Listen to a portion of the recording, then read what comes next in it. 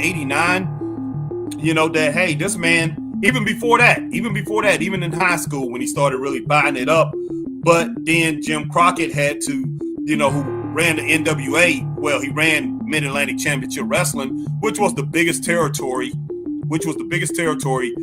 in outside of the World Wrestling Federation. He had to go ahead and counter, and he started buying up territories, you know, from the NWA to pretty much counter what Vince McMahon was doing. So I'm looking at all this, and I'm like, wow, I'm hating it. I'm really hating it.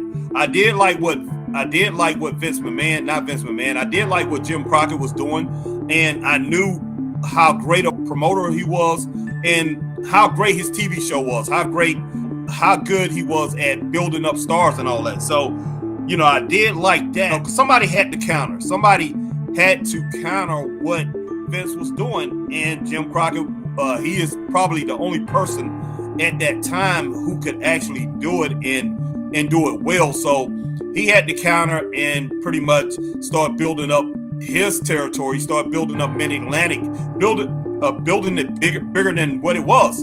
And he had to do it by having better wrestlers and pretty much putting on better shows. So not saying that he did it always, that they always had better shows than the World Wrestling Federation, but for the most part they did.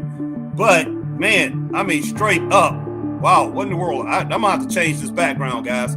Give me just a moment here, but straight up, I mean, you had some great things going on in the territory days, and guys, I miss it, and wrestling was special at that time, guys. But